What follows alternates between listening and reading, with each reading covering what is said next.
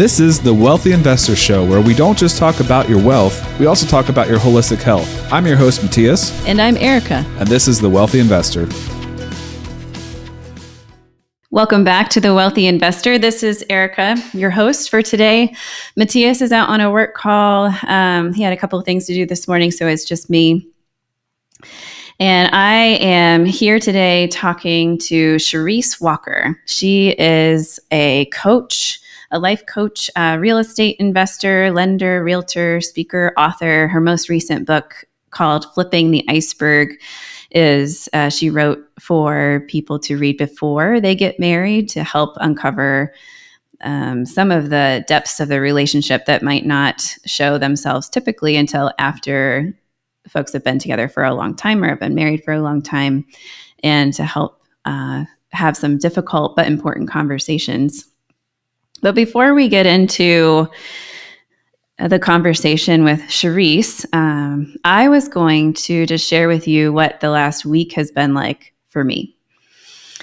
Leading up to this week, I would say life has felt pretty balanced. We've both been working. I tend to work a little bit less during the summer months because Azra is home from school, and I stay home with her a couple of days a week. I work a couple of days a week, but have a less of a client caseload. And Mattias has been working some, but has also been home around us a lot too. And then this week hit, or maybe the middle of last week, and Mattias was hit with all kinds of listings and buyer clients and showing requests, and then also he was working on the podcast too. And so we all overnight, very literally overnight, shifted into a pretty polarized balance between us, where he was 100% focused on work and I was 100% then focused on managing the family household work on my end. And Charisse and I talk about this a little bit, about how Mattias and I managed that better this week than we have in other weeks that have looked like this level of intensity before. And I was recognizing that just having your partner acknowledge that this is a really stressful week, and there's a lot of tension or strain placed on both partners at the same time, and it's something that we are tackling together as opposed to something that we're doing to each other, is so helpful. I started a 1 line a day journal, mid-June, and I've been keeping up with that every evening. And sometimes the days can feel so busy, it has been helpful to reflect on the day and what I am grateful for, or maybe something I did that was intentional to take care of myself. And that was so helpful this week, because I could have very easily been caught up in the strain of being the sole parent 24/7 this week. And it was stressful. And there were times where I was feeling pretty touched out, or I didn't want to answer the why question over and over again, or just didn't want to talk anymore. With young kids, I think there's always a question coming at you, and I just wanted to rest my voice. But using that journal helped me reset a bit and recognize that there were parts of every day that I was so grateful for, or that I could reflect on and realize that I did that for myself, and I'm so glad I did, because it helped me reset. Yesterday, I did a sauna session. I did 20 minutes in the sauna at 135 degrees, and then I did 3 minutes in the cold plunge at 47 degrees. Dunked my head underwater because Mattias told me it felt good. Although it was so cold, it shocked my system so much that I ended up gasping at the shock of it and just inhaled a bunch of water. But it woke me up. And then I went back into the sauna for 20 minutes. And I felt great. It helped me reset, helped me go into the day again. 4th of July, we planned to go to some fireworks, and Mattias wasn't able to go just because of work demands. And so I invited a friend to go along. And again, very grateful for a community and a village of people to step in and support me and my family when we need to. And I was able to take the kids, and they enjoyed the fireworks, and the look on my son's face, who's 2, who saw fireworks for the first time, was priceless. Would do it over again every time. There was another day when a friend, actually the same friend, came over she was just going to see if our dogs got along. She's going to watch our dogs this weekend. And she saw what a mess I was that particular morning, just trying to navigate being with all 3 kids. Wasn't going super well. And she ended up spending 8 hours over at our house that day and just hanging out and being there with us. And I am just very grateful and thankful for the community that we have around us to help support us, especially during intense weeks like this. And extremely grateful for a partner who can recognize what he needs and say what he's needing so that I can help give that to him, and vice versa too. And I am coming out of this week. I'm not feeling super drained. I'm actually feeling pretty energized, and we're going into a fun weekend with friends, and I am thankful, and I'm feeling pretty satisfied with how we navigated this week. I told Charisse there have been other similar weeks where it has not gone well, but I did not feel resentful this week, and I think that's really easy to have that resentment creep in. But I think we worked together really well as we had to work apart. Anyway, that's my musings for the week and what I've been thinking about and processing the last couple of days. I want you to enjoy Charisse. I could have many conversations with her, and hopefully we will. We talk about her journey and several challenges that she has gone through, both personally and professionally. And she talks about how important it is for your mindset and your recognition of what you can control and what you can't, and how to continue moving forward within that. So enjoy Charisse. Here she is. Welcome back to The Wealthy Investor. This is Erica, your host. Usually Mattias and I are here together, but he was called out on a work call this morning. So you have me, and I am here with Charisse Walker. She is an author, investor. She's a coach. She hosts her own podcast, The Unbreakable Mompreneurs. And her most recent book, which we'll talk about a little bit, sitting there behind her, is called Flipping the Iceberg, and specifically written for people getting married. And I'm excited to talk to her a little bit about that too. Thank you, Charisse, for joining me. I'm excited to talk with you. I was wondering if you could help us get to know you a little bit, but could you tell me a story about yourself that just helps us get to know you, where you come from, what's important to you, just about who you are? Oh, thank you for having me, first of all. So I am at 22, I started teaching college, and I absolutely loved it. It fell in my lap. It was not something that I was planning to do. My boss came to me and said, "Hey, have you ever thought of teaching?" And I'm like, "Well, yeah, actually, I thought about teaching high school." They said, "Well, great. Here's the book you teach in 2 hours." And it was a 4-hour class. And so that one class that I was supposed to fill in for, I ended up subbing. And then by the end of the term, they brought me on full time. And so I taught college for 7 years. Then I moved up to be the dean and then the director. And then I opened a college. And so that, honestly, I truly believe things happen to us for a reason. And that is kind of how my journey started in my professional career. And so I went from that to, I went through a divorce about the same time I was opening up a college, and then ended up quitting after I met my husband. This is a couple years later. And that's where a whole bunch of financial things happened to us, and also how the change in our life, it just blossomed into something else. And so I love teaching though. And I love seeing that spark in people, how it can change their life. And for me, the life-changing moment for me was when I was watching my students walk across the graduation stage.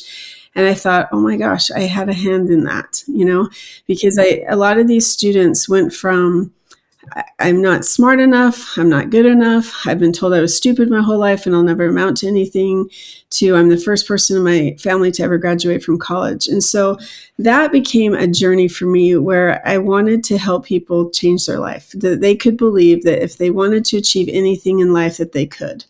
And so that's kind of the purpose of the book that I wrote. That's the purpose of my podcast. That's the purpose really of every single client I have who is looking for a home or that's buying a home.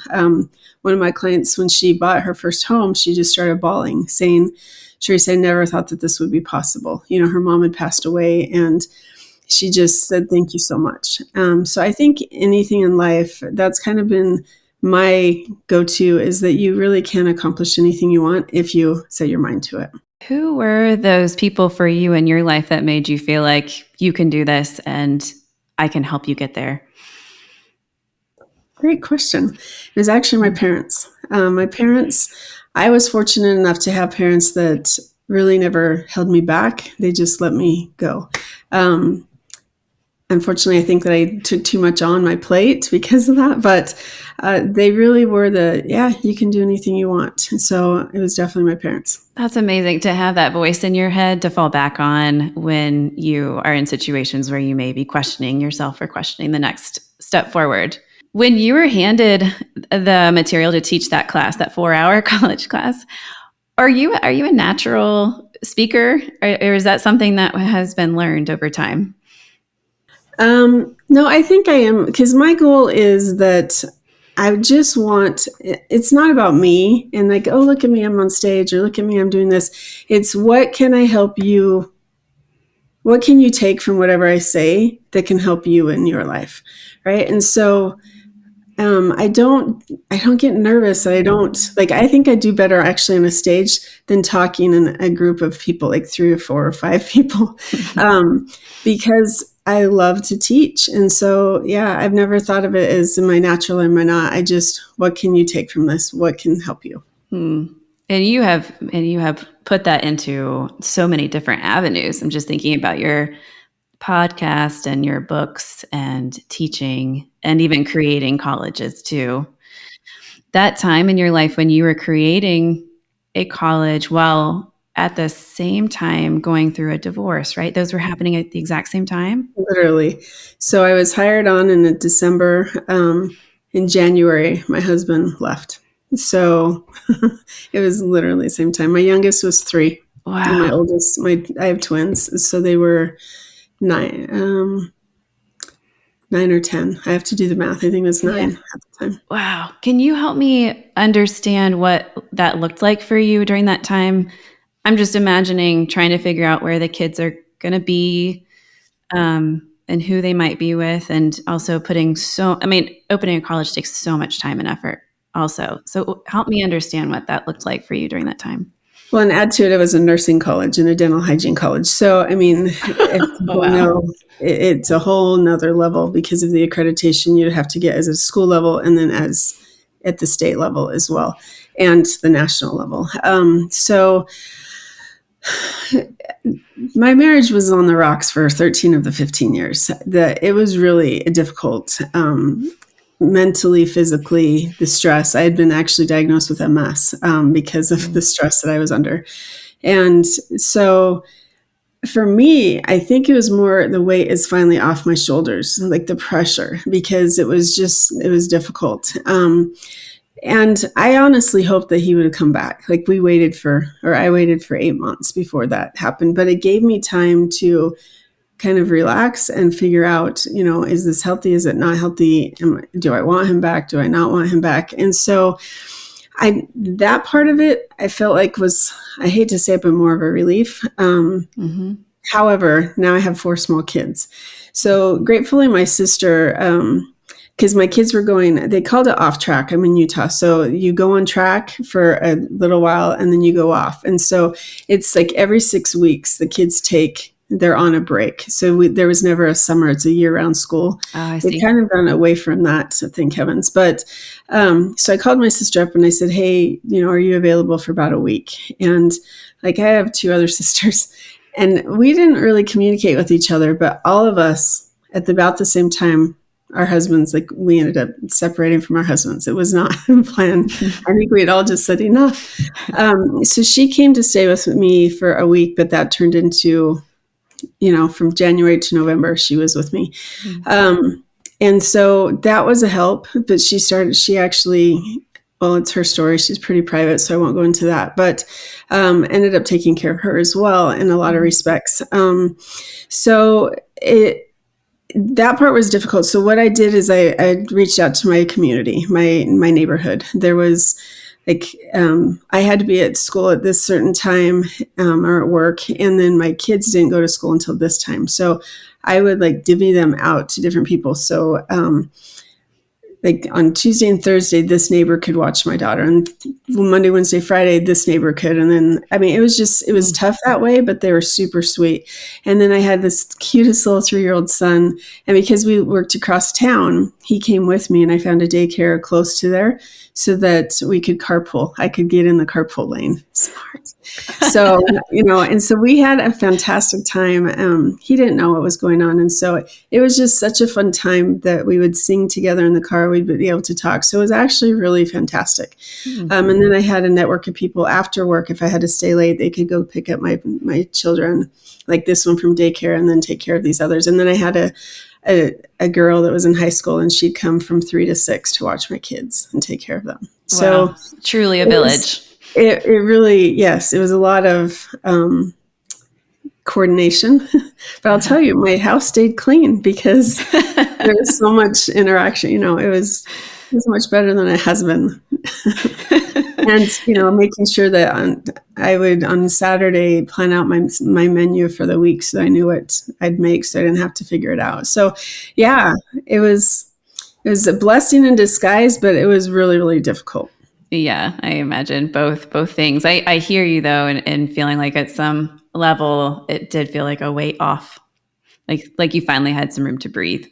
Yeah, and after the divorce went through, it was probably 6 months after that, they redid all the tests, the spinal taps, the other stuff, and I did not have MS. It was gone. That's incredible. Uh-huh. Yeah, so that shows you how much pressure and stress can do to a body. Wow. Have you needed to be mindful of that going forward, just keeping tabs of your stress level, knowing what it could potentially do? Yeah, truth be told, I just had an MRI this past week just to check the brain again and make sure everything's going on, because stress is something that I'm the type that I'll internalize a lot of things, and I try to be the superwoman, not for anyone else. I just try to take it on. And so, yeah, definitely I can tell if it's starting to get too high. So the self-care, the making sure that you're talking to yourself and realizing that you don't have to be perfect at everything. Like I used to be that person that my yard was perfect, my house was perfect, my kids had to be perfect in terms of how they looked. And now it's like, you look cute. Just let's brush your hair and let's go. It's not, oh, there's some stains on that shirt. Okay, well, that's okay. Let's go, Yes. So I'm much more relaxed than I was before. I was just talking to a friend of mine this week. I think we had gone over to her house, and she was saying, how everybody always says, oh, don't mind the mess. I just haven't gotten around to cleaning it. And I was like, you know what? I think everybody's house is messy. I mean, save for like the select few. And I think we should just maybe normalize the mess. Like maybe that's just how we live, and it's a lived in household, and it's fine.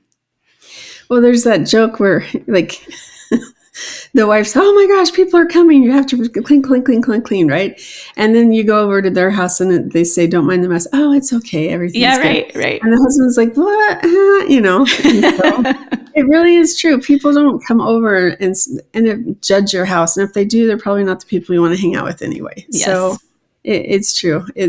It's life. And it doesn't have to be perfect at all times. And honestly, me writing that book was probably the healing part of it, because an iceberg, let me just show you who I am. And if you don't like it, I'm sorry, that's your problem, but I'm not going to take that on anymore. And I used to. Oh man. How did you get to the point where you could let go of that? Realizing that loving yourself, that's, I guess, in a quick nutshell. I felt like I had to live my life for everybody else. And I worried about what they would think. I would worry about what they would say. I lived in a neighborhood that was, overall, the women were amazing, but there was a handful that were like the mean girls out of the movie, no joke. And it was very, very difficult, very hard, and very, very hurtful. And so when we left that neighborhood intentionally, and I moved into another one, and I ended up having like 6 surgeries. I had 3 on my shoulder, 3 on my hips every year. So it was like I'd have one on my hip so that I could be on crutches, and then 6 weeks later I'd have it on my shoulder again.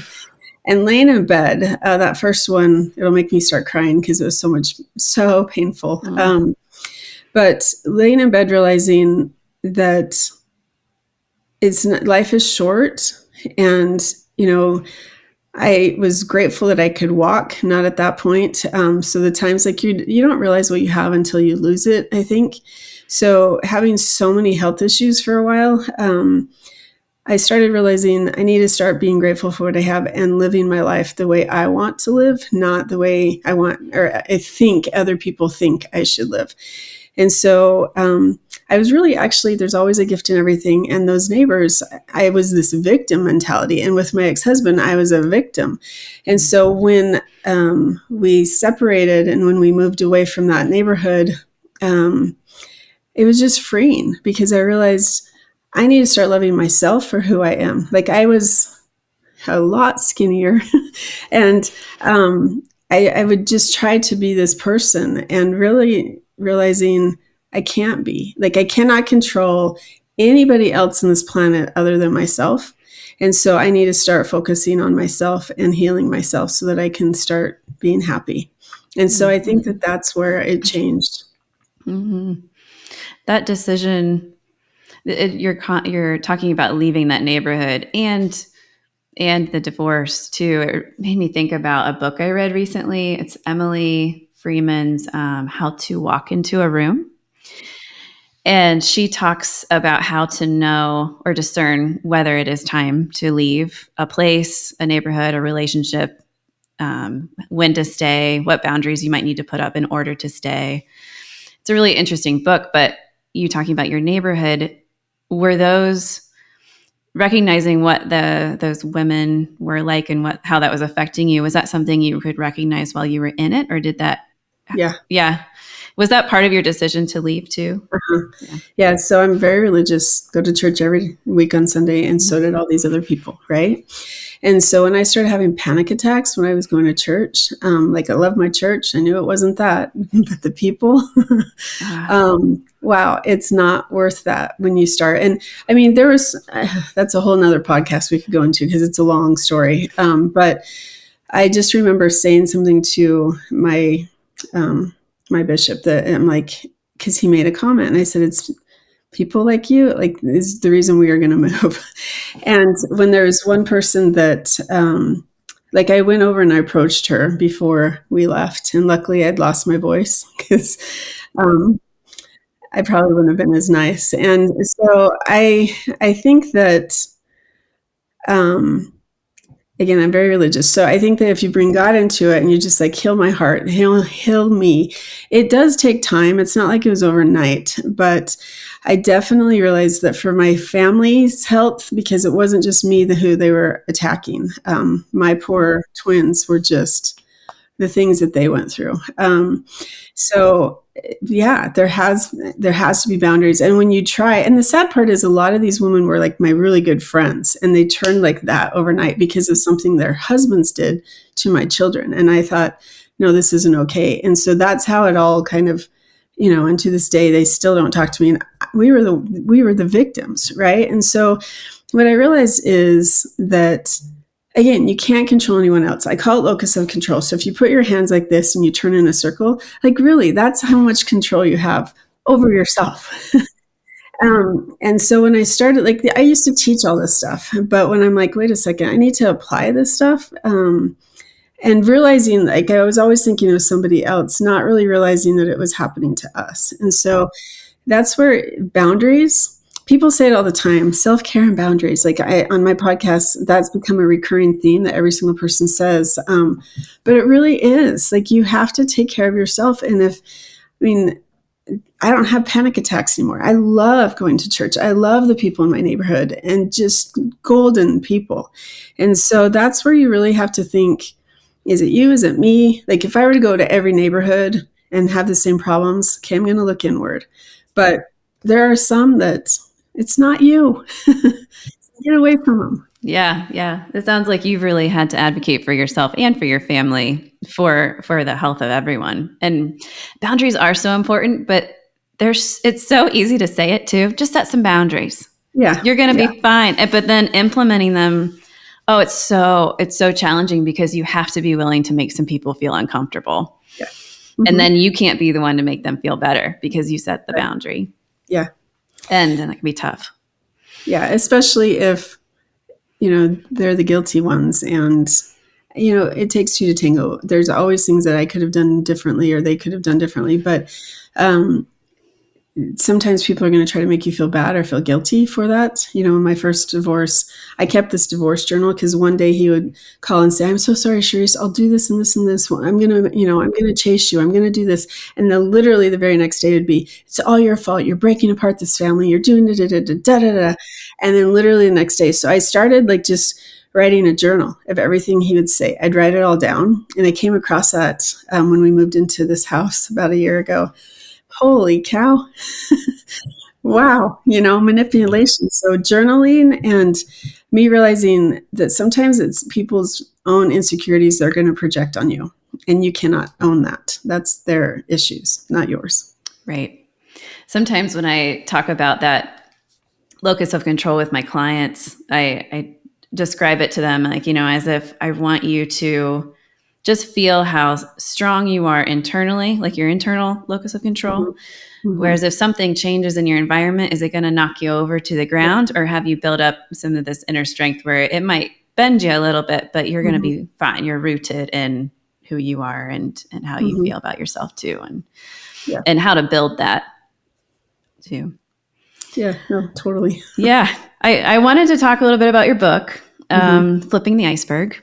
Yep. So tell me about that. I want to hear more. We just touched on it before we started. So, well, I was literally in the kitchen making dinner with my daughter, and I talk about this story in my book. She comes into the kitchen I am so sick of it, and she's talking about this one particular person, and how he totally stood her up again. And so she talks about how when they go out, he can walk into a room and everyone's like, oh, hello, we love you. He's so Mr. Wonderful.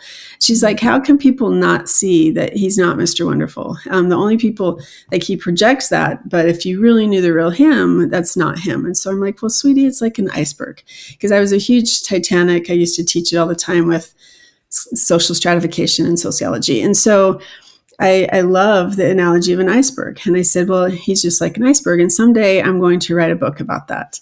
And so I did, and so 10% above the water is all you see of an iceberg. The other 90% is below. And so I liken it as we all have trauma in our life. And sometimes we don't realize what that trauma is until it destroys a relationship. So it's there, bobbing up and down in the water, which it doesn't really because the Titanic's heavy, and waiting to just tear into our relationship. And so looking back at my first marriage, there's a lot of things I could have done better, just so many things. And so I realized with myself and all the healing that I went through that part one of the book, you have to heal yourself from those traumas, or I call them the icebergs. And so there's a whole, flipping is an acronym for that first part of the book. And it stands for lots of different things, like finding the iceberg, limiting beliefs, your intuition, your intention. So you're giving into pressure from your family, from your culture. I don't care what it is. And so you're understanding your potential. And so that's the first part of the book, and giving yourself grace. And so then the second part of the book is, now that you've found this person that you think you want to spend the rest of your life with, let me tell you, the iceberg that they are portraying to you, you have got to flip that iceberg and understand the person that you're marrying. Because how many times do we get married and, well, I hope it's not a lot, but how many times do people get married and they're like, oh my gosh, you're not the person I married? Or, Yeah. a couple months later, a couple years later, they give up. Oh, we've just grown apart, or we're this or that, or it's not the person I thought I married. And so my goal with the second part, which is Iceberg, is getting to know who they truly are. And so in the book, it gives you activities, but really there's a workbook. And so it has you answer all these questions and go through stuff that I wish I would have gone through with both of my marriages, actually, because there's so many questions that you don't want to talk about when you're dating because you don't want to have a fight about it. Mm-hmm. Well, why would you wait till you're married to have a fight about it? Because you're going to. Mm-hmm. And so that's really, the book is fully intending to help you understand. And I mean, it can work for married couples. There's a second part too that's going to be after the I do, but really trying to understand who you are and who the other person is, so that you can have a healthy and happy relationship. Mm-hmm. Can you give me an example of one of the activities or questions that you have couples ask?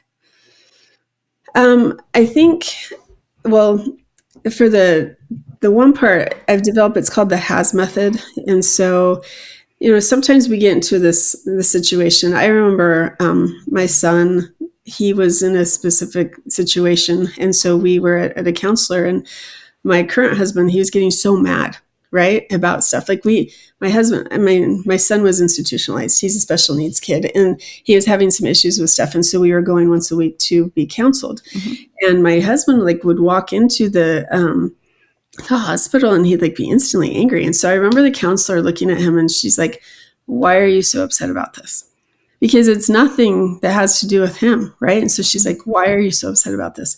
And he looked at her like a deer in the headlight, and he couldn't answer that question. And so I realized, okay, there's some work that you need to do, to try to come to terms with that. And so the HAS method, it's like halt. And you have to just stop yourself and then acknowledge, why am I feeling this way? And that's tough, right? Mm-hmm. Why are you so angry about something? Why are you crying about it? Why are you, a lot of times we don't understand, and we don't take time to understand what our emotions are and how we're feeling. And then to shift after that, So if we are nervous about going out and getting a job, then what's causing us that nervous feeling? What's causing us to feel bad or scared or whatever it is? And then shift it. How can we change our limiting beliefs or our mind to be able to help us? Because a lot of studies have been done where your brain doesn't really know, you tell it what to do, and you tell it, it doesn't know fantasy from reality. And so if you're constantly affirmations, which I used to think are a joke, but I don't anymore. I really did. That it's okay. And so if you can switch your mindset, now you can go and accomplish the thing that you want. And so that's the HAS method, is one of the things that we talk about. That also seems like it comes, you can tell me if this is right, but how earlier you were talking about really feeling like you were the victim early on, and how you really had to make that mindset switch for yourself also. And this is a really nice way to break it down and help somebody do that. Especially if the limiting beliefs are telling you that you can't change it, you can't do anything, this is happening to you, you're stuck, you're paralyzed. It seems like it's such a nice way to give you a very practical step-by-step how you can turn that around and start moving forward. Yeah. And then understanding, that would be part one. Part two is the acronym terms. So I use acronyms a lot. And terms like the Twitter-pated phase, where everything's so wonderful, and that can last sometimes up to 2 years. I mean, correct me if I'm wrong, you're the therapist, but according to the research, it can, this honeymoon phase that, oh my gosh, they're so Mr. Wonderful, or they're so Mrs. Wonderful. So this is the Twitter-pated. And then you go into the enlightenment phase, where it's okay, I'm starting to realize things about you. And then you have the R, and then the M is now we can go and we can start accomplishing things. But true love really doesn't come until later, because you might love how they look. You might love what the car they drive, all these surface level stuff. And so terms, I really think it's kind of like a roller coaster, because you can fall in and out of love. You can get really angry at somebody, but if you can go back to, okay, why did I fall in love with them in the first place? and remember that and work Mm-hmm. towards that and focus on that, then you can come back. And so term is what I use to realize that a relationship, when someone says we've fallen out of love, I go back to, I used to love this movie and I totally just forgot it, Enchanted. Oh, yes. Where, yes. The little couple, they're at the divorce table and she's like, what? How can you do this? And they end up reconnecting. And it's because they talked about things, they're vulnerable. And again, it's a Disney movie, whatever. But that's kind of, now it's not for everything. Abuse is something that's not what I'm talking about when I come to, you can come to a relationship. But really, it's understanding that and trying to reconnect with each other. Mm-hmm. That pause is so, so helpful. There have been many, many, many conversations that Mattias and I have had where initially one of us is reacting to something. We have some sort of an emotion that's coming up. And Mattias is really good at saying, you and I both were up several times last night with the kids. I know I have a lot on my plate with work. You had this happen this morning. Like, those are probably some things that are feeding into it. And it takes me a little longer because I'll be like, no, it's not. That's not true. and then, a couple minutes later, I'll come back and like, okay, that's probably right. And to take a little bit of space, then to come back and talk about it in more of a calmer setting, without the kids also asking for cereal and milk and all these other things too. But that pause is so helpful, because if we had our conversations and never stopped to think about it and just let the reaction play out, I mean, it would be really tough to even have a relationship. Oh, 100%. Yeah. Yep. Getting married a second time, obviously divorce statistics are higher, but when I have 4 kids and my husband, he had an adopted son, but that's another situation and story. And so, he lived by himself almost his whole entire life. He was the youngest, only boy, and 4 girls. And so, his life was, he didn't have to share his toys with his sisters because the sisters don't care, and they were older. And so, to bring 4 chaos with 2 special needs, and then him it's been very quiet at his house coming together, that was tough, and so there's no reason why we should still be together other than we love each other, we want it to work, and we're committed to that, right? So, marriage is tough. It is really hard. Yeah. Very rewarding. Yes. This last week, I was telling you earlier, Mattias got hit with all kinds of work, listings, listing appointments, and then also some buyers who were wanting to see lots of different houses that were like 50 minutes away in different directions. And so I was driving all over. And so the last week, we just both recognized and we talked about it. And that was the helpful thing for me. We just sat down and said, this week, he has to be all work, like 24/7 work. It's just the way it is this week. And that means I have to be all kids. And I just have to manage that. And July 4th was this week too. And so fireworks and all of that thing, the holiday stuff. And so we just said, I'm going to schedule things that I'd like to do with the kids, and I'll put it on your calendar. And then if you can come. And if you can't, that's fine. And that feels okay to me because we talked about it beforehand. And then throughout the week, I don't think I could have said this at the beginning, but I realized it was really helpful to me that occasionally he would just say, it didn't change anything, but he would just say, I'm realizing that my work is putting an incredible strain on you this week, having to juggle all of the kids by yourself. And I know that. And so I'm trying to work through all the work stuff as fast as I can so that we can kind of get back to a more balanced lifestyle together. And him just saying that was so helpful. And then he also has been intentional about making sure I wake up with coffee right beside my bed in the morning. And it's just those 2 things. It didn't really make a big difference in terms of the help that I received or the support he received for work, but it made it manageable that it was like this thing happening that we were tackling together, as opposed to me feeling resentful that he's gone and I don't have any help, which is not, we've handled it in worse ways in the past. So we did a pretty good job this week. But he was thoughtful. I think that's the thing, is when, and I liken people always say, well, I gave 100% to the marriage, or I always gave 100% and he never, or she never. And it's like, I don't agree with that because, I mean, just yesterday, so I do have a bad hip, obviously 3 surgeries. And for the first time in a long time, my hip went out. And so like, I am a huge fireworks person. Yeah. I love to watch fireworks. I love to be under it as you hear the boom booms. And I couldn't walk. So my kids, I went to bed. I couldn't, no matter what I did. Like the pain was so bad. And for my husband, like he has taken on so much, and he was very supportive. My kids went anyway. And I think sometimes like in a situation like that, it is like a roller coaster where he might be going up and then I'm going down. And so as a couple, you're giving 100% together makes 100%. Mm-hmm. But maybe I'm at 40, he's at 60, or I'm at 80, he's at 20, but together we're working together. And so when your husband does sweet things like that, it shows he's thinking of you that, hey, I'm not out of this yet. Like I'm just busy. And so you're willing to step up because he can't be there as much for the family, and then vice versa. And so that to me is the part of the marriage that it hit me that we have to work together to make that 100%. Mm-hmm. Not apart. Right. As opposed to feeling resentful right away if your partner's not giving 100% and expecting that all the time. Yeah. That's so true. Charisse, I have to ask you about the investment real estate side. Otherwise, Mattias is going to bug me about it later. Can you tell me what that part of it looks like for you? How do you incorporate that in? It actually saved our family financially.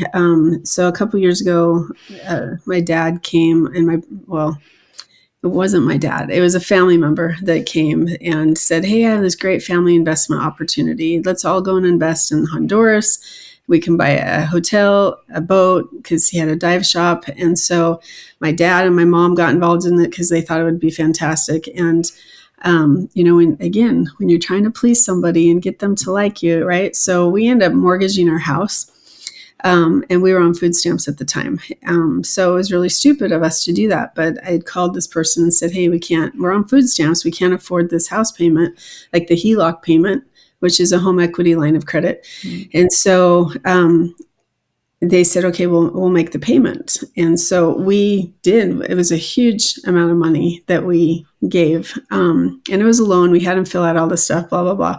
But it was a family member. And so when it all went to pot a year later, we're $200,000 in the hole, and they made the payment for like 2 months. And that was it. Mm-hmm. So we're like, okay, now what do we do? And so we started investing in real estate. Luckily I had been studying it for about a year and a half. And then I'd gone to it's called a RIA, but it's real estate investing group. Mm-hmm. And so, I don't know, someone said something at that meeting. They're like, just stop learning and start doing. So I left that meeting, looked up some homes because I was a realtor, and went and made an offer. They accepted it. And, so we flipped our first home. And while we were doing that, I'm like, oh, this is working out pretty well. So I'm going to look for another home. And so before we closed on it, I had made an offer on this home. And so then we started flipping that home. And so it kind of just morphed, and we worked our stinking tails off. Like my husband went back to school. So he was getting his bachelor degree. He was in working full time. He had a part-time coaching job that he was doing. And then we had 6 kids that we were raising. And the youngest at that point was like 18 months. Right. And so we finally get ourselves out of that financial hole, and my best friend comes to me and she's like, oh, I have this great opportunity. And so next thing you know, like $40,000 morphed into another $200,000. And here we are again, trying to get out from under that. And we did. And so that's how real estate investing just changed our lives, because first of all, business, family, best friends, just don't do it. Like listen to the people, because family and friends, I mean, they took us for everything we had, but we really did work hard. And so because of that, like I started investing, and there's actually 8 different ways that I invest. So you can do buy and holds, which I'm just going to give the titles: the short-term rentals, the long-term rentals. You can flip a home. You can flip land. You can do multifamily homes. I don't know how many that was. I stopped counting. But so we've actually started doing all of them. And because of that, it really has changed the trajectory of our lives. And we went from being so far in the hole to having multiple properties that we manage or we own. And so I swear by real estate, like it is the way to go. So this podcast is a fantastic thing because it really does change people's lives. And so I heard my parents, because they were out almost as much money as we were. And I heard my dad say one day to some sales call, well, I'm on a fixed income. And I thought, nobody should have to be on a fixed income. If you can learn some of the things that you can do when it comes to real estate, you don't have to be on a fixed income. So I started becoming very passionate about that and wanting to teach other people. That's very cool. Yeah, it's real estate investing. We're just a couple of years into it, but we have found that too. It's just such an incredible and fun way to get some movement and some pretty quick movement too. We've done some, oh gosh, I hope I get these right, but we've done mostly flips through the BRRRR method. And we've held on to some of them, and some of them we've resold, and we have 2 we're working on right now, but they have been really fun. I tend to be more of like the risk adverse side of our partnership, and Mattias is more of the action oriented. Let's go for it, which works well for us because we balance each other out. But when we first got into it, it was like a whole new world for me. I didn't know anything about it. I didn't have anyone around me that had done it. And so that was a big learning curve to become comfortable with him coming home. And this has happened several times now, and just like jumping up from his chair and be like, there's a house that's almost on the market. I'm going to go out there and see it, and I'm going to put an offer on it if I like it. Are you okay with that? And needing an answer from me in about 2 seconds. Yeah. Mm-hmm. And for me to get comfortable enough to say, I trust you. I trust your judgment, and whatever you decide is great. Just shoot me a text if we're buying a house. Yep. And it goes pretty well, but that's great. Are you in partnership with anybody, or did you create like its own LLC for the flipping stuff or the investment stuff? Not in partnership, but I work in a network of people. So I'm in a few groups, and that's the other thing, is you have to be in like a community of people. So you're learning from them, but you're also being able to network. So like I've done the 2 things I left off: hard money loans, wholesaling. And so right now, that's kind of what I've been doing a lot. And so you have to have that network of people. You have to have a list of buyers. You need a list of sellers so that you can contact them and communicate and have that group. So no, I do not have a partnership. Mm-hmm. I'm a little jaded from the other 2 experiences I had. But, understandably. But it's not that I'm out of it. I really have tried to bring some people in to work, but I'm still looking for that motivated person that wants to work as hard as me or harder. You know? Yeah. It's got to be a good fit. Yeah. I understand. Well, before we end, we always ask if you have a book that you would recommend that spoke to you, that you always go back to, or you think of. What comes to mind for you? There's so many. And so for me, the color code, and like I could give you the abundance now 9-figure, all these different things, but the color code is one by, I believe is it Taylor Hartman, that for the longest time, that's why I stayed married as long as I did, because I understood that my husband was a certain color and I was a certain color. And disc is something else people use, but I love the color code. And so that's one that if you can understand the type of person, because I'm always the one that says, okay, what was their intention? What did they mean? I don't really take what they say at face value. I try to, clearly you didn't mean that or something. So if you can understand what the type of personality is of a person, it helps me in my, my clients, it helps me with my business, my home, my family. And so that one is that was a changing point for me. Awesome. I have not heard that one yet, and I have not read that. So I will pick that up. I have a reading list like this long after listening to all these podcasts, but I love it. I'm an audiobook person because I can do lots of things while I'm listening. So I will check that out. Well, Charisse, thank you so much for joining me today. I've loved our conversation, and I'm going to have to do more of these alone because this was really fun. You can ask the questions you want, right? Yeah, it's so fun. I love having Mattias here too, but this was great. Thank you so much. And yeah, I'm sure we'll talk more. Yeah, thank you for having me. Have a good day. Thanks for listening to the Wealthy Investor Podcast, where we talk about wealth and holistic health. If you enjoy our content, subscribe wherever you get your podcasts to hear new episodes every Thursday. If you really like our content, you can follow us on social media at The Wealthy Investor, wealthy spelled W-E-L-L-T-H-Y.